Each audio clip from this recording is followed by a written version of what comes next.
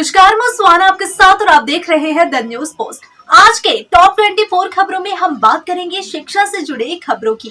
बात करेंगे मुख्यमंत्री हेमंत सोरेन के आदेश की, झारखंड सरकार के कई विभिन्न योजनाओं की और साथ ही बात करेंगे मौसम के हाल की। सबसे पहले बात करेंगे मौसम की। तो ठंड ने झारखंड में कहर बरपा रखा है। आज 4 जनवरी को राज्य में हल्का कोहरा या धुंध रहेगा। बाद में मौसम साफ होगा। आपको बता दें कि झारखंड में हाल ही में आसमान साफ होने के बाद तेज ठंड का सामना किया जा रहा है। ठंडी हवाओं के कारण लोग सुबह और शाम को ठिठुरने को मजबूर है। गुमला में पिछले 24 घंटों में सबसे कम न्यूनतम तापमान 5.2 डिग्री सेल्सियस दर्ज किया गया। मौसम विभाग के अनुसार अगर पहाड़ों में बर्फबारी जारी रही तो 15 जनवरी तक सर्दी का प्रकोप बढ़ सकता है। वहीं 5 जनवरी से बादल छाने के आसार है, जिससे पारा और गिरेगा। अनुमान लगाया जा रहा है कि पारा 13 डिग्री सेल्सियस तक पहुंच सकता है। 6 जनवरी को भी बादल छाने की संभावना है और 7 जनवरी से एक बार फिर ठंड बढ़ने का अनुमान है। वहीं अब बात करेंगे झारखंड सरकार के सख्त कदम की। तो आपको बता दें कि राज्य में अब घूसखोरों की खैर नहीं। मुख्यमंत्री ने भ्रष्टाचार के खिलाफ सख्त कार्रवाई का आदेश दिया है। इसके बाद एसीबी सक्रिय हो गई है और डीजीपी ने मोबाइल नंबर जारी किया है। सरकारी दफ्तरों में अगर अधिकारी रिश्वत की मांग करते हैं तो आपको डायरेक्ट डीजीपी को शिकायत कर सकते हैं।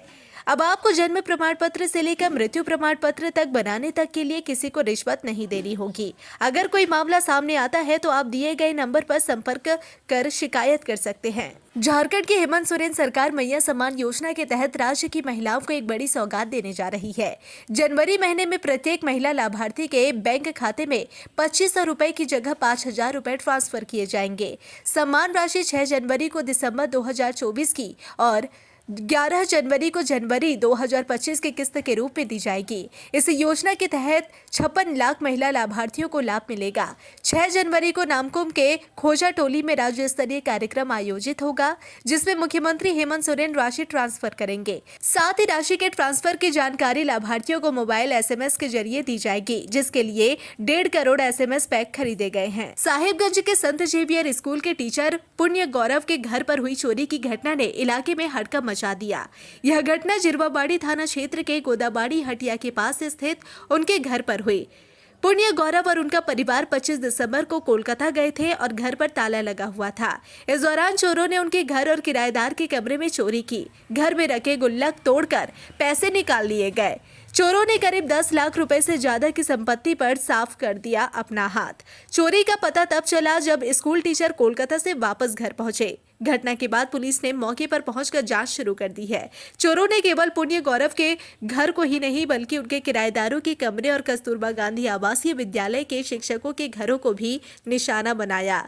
चुराए गए सामान में लैपटॉप, कैश और जेवरात शामिल है। पलामू जिले के लेस्लीगंज में एक युवक ने फर्जी SDM बनकर BDO से 3 लाख रुपए की मांग की। युवक ने न सिर्फ BDO बल्कि थाना प्रभारी को भी धमकाया।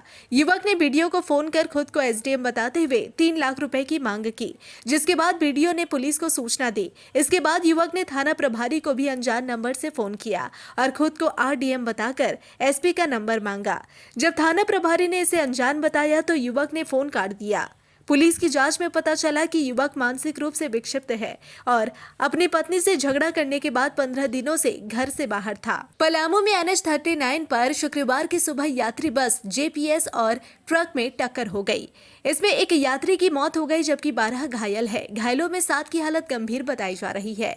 यात्रियों ने बताया कि पलामू के सदबरबा थाना के कसियाडीह मोड़ पर शुक्रवार की सुबह कोहरे के कारण चालक को सामने से आ रहा ट्रक नहीं दिखा। इससे यात्री बस उसमें जा टकराई। घायलों का प्रारंभिक इलाज तुबांगड़ा के निजी अस्पताल में करने के बाद गंभीर रूप से घायल यात्रियों को मेदनी राय मेडिकल कॉलेज एवं अस्पताल डाल्टनगंज रेफर कर दिया गया। धनबाद जिले के कतरास में रामकनाली थाना क्षेत्र स्थित केशलपुर कुम्हार पट्टी में शुक्रवार की सुबह जोरदार आवाज के साथ जमीन फट गई। साथ ही से कई घरों को भी नुकसान पहुंचा। जानकारी के अनुसार AKWMC कोलियरी की मां अंबे आउटसोर्सिंग परियोजना के समीप हुई घटना के बाद से भयभीत ग्रामीणों ने पुनर्वास और मुआवजे की मांग को लेकर लाठी डंडे के साथ परियोजना के समीप विरोध प्रदर्शन किया। यहाँ रहने वाले लोगों का कहना है कि इलाके में तेजी से चल रहे अवैध उत्खनन और परियोजना विस्तारीकरण के कारण यह हुआ है। अगर इस पर ध्यान नहीं दिया गया तो पूरा इलाका जमीन में समा जाएगा। झारखंड के पूर्व मंत्री मन्नान मल्लिक की पत्नी शहीदा एहसन मल्लिक का निधन गुरुवार की देर रात धनबाद के एक निजी अस्पताल में हो गया। 80 वर्षीय शहीदा एहसन मल्लिक कई दिनों से अस्वस्थ थी। उनका इलाज धनबाद के एक निजी अस्पताल में चल रहा था। परिजनों के अनुसार गुरुवार की रात उनकी तकलीफ बढ़ गई। वे ठीक से सांस नहीं ले पा रही थी। अस्पताल के डॉक्टरों ने उनको बचाने की बहुत कोशिश की मगर वे कामयाब नहीं हो सके। इधर पूर्व मंत्री की पत्नी की निधन की सूचना के बाद श्रद्धांजलि देने के लिए धनबाद विधायक समेत कई कांग्रेसी और समाज सेवी उनके आवास पहुंचे। गुमला जिले के चैनपुर थाना क्षेत्र स्थित नतापोल टोंगी गांव में शुक्रवार की सुबह कीटनाशक मिले। आटे की रोटी खाने से एक ही परिवार के कई लोग बीमार हो गए। परिजनों ने बताया कि सभी लोग सुबह नाश्ते में मकई के आटे की रोटी खाए थे। खाने के थोड़ी देर बाद ही परिवार के सभी सदस्यों को उल्टी और पेट दर्द होने लगा। साथ ही सभी की स्थिति बिगड़ने लगी। हालत गंभीर होता देख स्थानीय लोगों की मदद से पूरे परिवार को सदर अस्पताल में भर्ती कराया गया। डॉक्टरों के अनुसार फिलहाल सभी की स्थिति सामान्य बनी हुई है और परिवार के लोगों ने बताया कि वे मकई में कीटनाशक दवा रखे थे, वहीं दवा आटे में मिल गई। ध्यान नहीं रहने के कारण परिवार ने उसी आटे की रोटी खा ली। इसके बाद सभी की हालत बिगड़ गई। झारखंड के राज्यपाल संतोष गंगवार ने शहीद पुलिस अधीक्षक रणधीर प्रसाद वर्मा के 34वें शहादत दिवस पर उन्हें श्रद्धांजलि दी। राज्यपाल ने कहा कि राष्ट्र सेवा सबसे बड़ा धर्म है जिसे रणधीर प्रसाद वर्मा ने बखूबी निभाया। वे देश और झारखंड के पुलिस कर्मियों के लिए एक प्रेरणा स्रोत थे। राज्यपाल ने कहा कि शहादत को भूलने की नहीं बल्कि याद रखने की जरूरत है। वर्मा ने पंजाब में आतंकवादियों से संघर्ष करते हुए शहादत दी जो आज भी पुलिस अधिकारियों और युवाओं के लिए प्रेरणा का स्रोत है। इस अवसर पर सांसद ढुल्लू महतो भी मौजूद थे। राज्यपाल ने झारखंड की प्रगति की सराहना करते हुए कहा कि राज्य राष्ट्र निर्माण में अन्य राज्यों के साथ कदम से कदम मिलाकर चल रहा है। विमेंस हॉकी इंडिया लीग 12 जनवरी 2025 से रांची में शुरू होगी, जिसमें Delhi SG Pipers, Odisha Warriors, Bengal Tigers और सुरमा हॉकी क्लब की 4 टीमें भाग लेंगी। इस लीग के लिए रांची के मरांग गोम के Jaipal Singh astroturf hockey stadium में तैयारियां अंतिम चरण में है। 4 जनवरी से टीमें रांची आनी शुरू होंगी और 5 जनवरी से प्रैक्टिस सत्र शुरू हो जाएंगे। उद्घाटन समारोह में विधायक कल्पना सोरेन मुख्य अतिथि होंगी और विभिन्न कल्चरल कार्यक्रम आयोजित किए जाएंगे। HIL के लिए एंट्री निःशुल्क होगी, लेकिन मैच के टिकट ऑनलाइन माध्यम से बुक किए जाएंगे। फाइनल मुकाबला 26 जनवरी को होगा। स्टेडियम में एस्ट्रोटर्फ की सफाई और अन्य व्यवस्थाओं का काम चल रहा है। 12 जनवरी 2025 को उत्तर प्रदेश के मेरठ में आयोजित 59वीं राष्ट्रीय क्रॉस कंट्री दौड़ प्रतियोगिता में झारखंड का प्रतिनिधित्व पश्चिमी सिंहभूम जिले के 8 खिलाड़ी करेंगे। इन खिलाड़ियों में मुकुंद बानरा, कलालू कालुंडिया, सन्नी कोड़ा, गणेश कालुंडिया, बा माई तिरिया, सावित्री गुइया, त्रिपुरा प्रधान और पूजा महतो का चयन हुआ है। इनका चयन 31 दिसंबर को जमशेदपुर में आयोजित राज्य स्तरीय क्रॉस कंट्री प्रतियोगिता में उनके शानदार प्रदर्शन के आधार पर हुआ।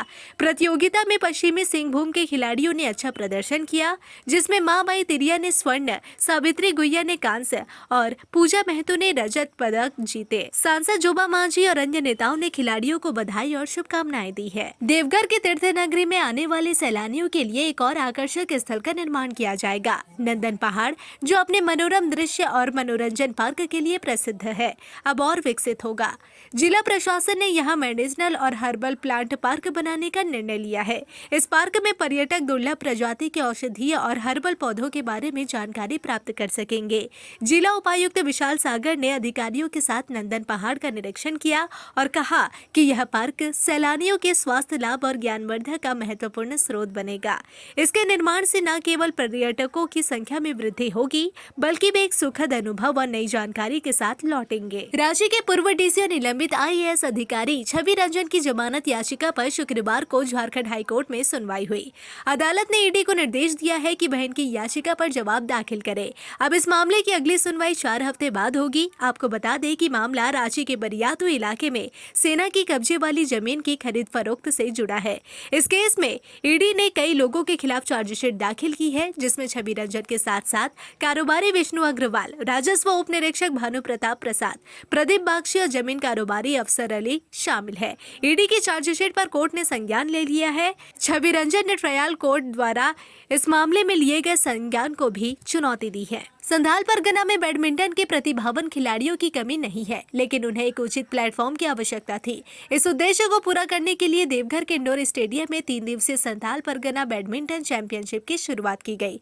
प्रतियोगिता का उद्घाटन झारखंड बैडमिंटन एसोसिएशन के पूर्व सदस्य युधिष्ठिर राय ने किया। इस प्रतियोगिता में संथाल परगना प्रमंडल के 190 से अधिक महिला और पुरुष खिलाड़ी भाग ले रहे हैं। खेल प्राधिकरण के सचिव आशीष झा ने बताया कि यह प्रतियोगिता कई वर्षों के बाद देवघर में आयोजित की गई है और आगामी फरवरी में यहां राष्ट्रीय स्तर की बैडमिंटन प्रतियोगिता आयोजित होने की संभावना है, जिससे क्षेत्रीय खिलाड़ी अंतर्राष्ट्रीय स्तर के खेल का अनुभव ले सकेंगे। झारखंड के ग्रामीण विकास मंत्री दीपिका पांडे सिंह ने अबुआ आवास योजना में किसी भी प्रकार की कोताही बर्दाश्त न करने का स्पष्ट संदेश दिया है। उन्होंने अपने सोशल मीडिया अकाउंट पर एक लिंक शेयर करते हुए कहा कि यह योजना झारखंड सरकार की एक महत्वाकांक्षी योजना है, जिसका कार्यान्वयन विभाग और मुख्यमंत्री हेमंत सोरेन नियमित रूप से मॉनिटर करते हैं। मंत्री ने कहा कि सरकार का उद्देश्य हर गरीब को अपना घर देना है और इस दिशा में महागठबंधन सरकार पूरी तरह से कटिबद्ध है। उन्होंने योजना के तहत किस्तों में राशि भुगतान में देरी पर शो कॉज नोटिस जारी करने और संतोषजनक जवाब नहीं मिलने पर सख्त कार्रवाई की चेतावनी दी है। रांची विश्वविद्यालय के छात्रों ने वीसी का घेराव किया और क्लासरूम की कमी को लेकर आक्रोश व्यक्त किया। छात्रों का कहना है कि टीआरएल डिपार्टमेंट में क्लासरूम की कमी है और झारखंड की लोकल भाषा में पढ़ाई के लिए छात्र कॉलेज जा रहे हैं, लेकिन उन्हें सही तरीके से पढ़ाई नहीं मिल रही। छात्रों का आरोप है कि ज्यादा दबाव बनाने पर उन्हें बरामदे और शौचालय के बाहर बैठकर क्लास लेने के लिए मजबूर किया जाता है। छात्र संगठन के नेताओं का कहना है कि जब इस मुद्दे पर वीसी से मुलाकात की जाती है तो वह हमेशा नेता की भाषा में आश्वासन देते हैं, लेकिन 3 सालों में कोई ठोस कदम नहीं उठाया गया। छात्रों की मांग है कि राज्यपाल से अनुरोध किया जाए कि रांची विश्वविद्यालय में दूसरे राज्यों के वीसी को नियुक्त न किया जाए, क्योंकि वे झारखंड के छात्रों और उनकी भाषा की जरूरतों को समझ नहीं पा रहे। भाजपा के प्रदेश अध्यक्ष बाबूलाल मरांडी ने एक बार फिर हेमंत सोरेन सरकार पर हमला बोला। मरांडी ने कहा कि सरकार ने जो किसानों से वादे किए थे वह अब तक पूरे क्यों नहीं हुए। उन्होंने आरोप लगाया कि झारखंड सरकार ने किसानों के लिए जो वादे किए थे वे सिर्फ चुनावी दिखावे तक सीमित रहे। मरांडी ने कहा कि राज्य अभी भी अनाज के मामले में आत्मनिर्भर नहीं है और बाहरी राज्यों पर निर्भर है। उन्होंने सरकार पर किसानों को ठगने का आरोप लगाते हुए कहा कि सरकार ने धान की खरीदारी 3,200 रुपए प्रति क्विंटल का वादा किया था, लेकिन अब 800 रुपए प्रति क्विंटल की कटौती की जा रही है। मरांडी ने यह भी कहा कि इस स्थिति में किसान कैसे आत्मनिर्भर बन पाएंगे जब सरकार उनके साथ नाइंसाफी कर रही है। उन्होंने सरकार से अपील की कि वह अपनी घोषणा के मुताबिक किसानों से धान 3,200 रुपए प्रति क्विंटल पर खरीदे। जमशेदपुर के सोनारी थाना क्षेत्र में हुई सूरज प्रमाणिक हत्याकांड का पुलिस ने 24 घंटे के भीतर खुलासा कर दिया। पुलिस ने 3 आरोपियों को गिरफ्तार किया है और उनके पास से एक देसी पिस्तौल, 3 जिंदा कारतूस और 2 बाइक बरामद की गई है। घटना 2 जनवरी को कारमेल स्कूल के पास मैदान में हुई थी, जहां सूरज पर गोली चलाकर उसकी हत्या कर दी गई थी। पुलिस ने गुप्त सूचना के आधार पर 3 अपराधियों को डोबो के पास 2 मोहानी ब्रिज से गिरफ्तार कर लिया। इन तीनों की सूरज से पहले से दुश्मनी थी, जिसका बदला लेते हुए उन्होंने उसकी हत्या की। पुलिस ने आरोपियों को जेल भेज दिया है। डुमरी विधायक जयराम महतो अपने खास अंदाज के लिए झारखंड में प्रसिद्ध है। हाल ही में जामताड़ा गांव में आयोजित एक कार्यक्रम में वह अपनी दादी की उम्र की महिलाओं के बीच पहुंचे। यहां खतियानी बुद्धिजीवी मंच के नेता बालेश्वर महतो द्वारा बुजुर्ग महिलाओं के साथ कंबल का वितरण किया जा रहा था। जयराम महतो ने महिलाओं से मिलते ही उन्हें हंसी मजाक के साथ खुश किया, जिससे सभी महिलाएं उन्हें आशीर्वाद देने लगी। एक बुजुर्ग महिला को अपनी कोट बनाकर जयराम महतो ने उनकी हंसी भी उड़ा दी। उनका अनोखा अंदाज लोगों के बीच चर्चा का विषय बना हुआ है। भारत में आधार कार्ड एक महत्वपूर्ण दस्तावेज बन चुका है, जिसे हर सरकारी योजना, बैंकिंग और पहचान पत्र के लिए अनिवार्य कर दिया गया है। अब केंद्र सरकार ने नए साल से इसे जरूरी दस्तावेजों से लिंक करना अनिवार्य कर दिया है, जैसे वोटर कार्ड, पैन कार्ड और बैंक अकाउंट। यदि आपने अभी तक अपना आधार किसी दस्तावेज से लिंक नहीं किया है तो जल्द ही यह प्रक्रिया पूरी करें, अन्यथा सरकारी लाभ से वंचित रह सकते हैं। इसके अलावा आधार कार्ड में कोई भी गड़बड़ी होने पर 14 जून 2025 तक इसे अपडेट करवा ले। साथ ही बायोमेट्रिक अपडेट भी जरूरी कर दिया गया है, ताकि ऑनलाइन धोखाधड़ी से बचा जा सके। साल 2025 में मकर संक्रांति का पर्व 14 जनवरी को मनाया जाएगा, जब सूर्य मकर राशि में प्रवेश करेंगे। इस दिन खरमास भी समाप्त होगा और पुण्य काल दिन भर रहेगा। यह समय स्नान दान के लिए विशेष रूप से शुभ माना जाता है।